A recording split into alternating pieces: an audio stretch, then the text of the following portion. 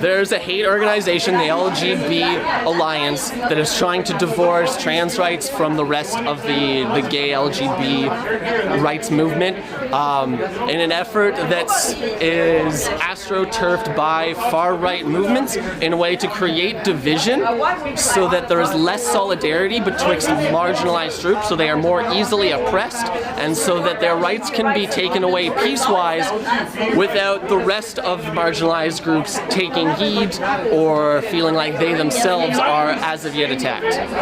Him in particular is just one example of a number of bigots. The issue is less that he is here and more that the event is happening altogether. It would be just as outrageous if any other bigot came to try to debate my rights, my friends' rights, in a way that posited that there is a reasonable solution that involves denying these rights.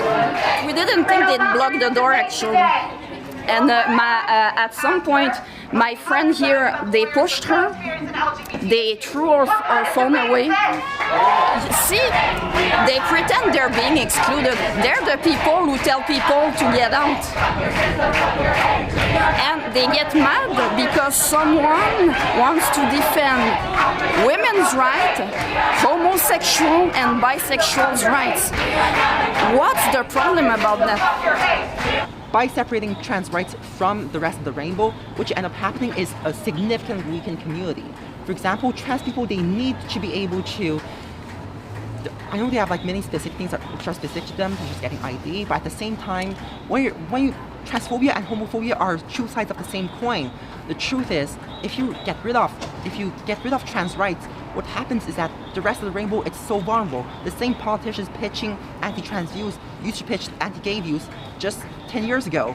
It is the same thing. On top of this, it's also an attack on our bodily autonomy. It's the same fight as abortion rights. Everything's connected.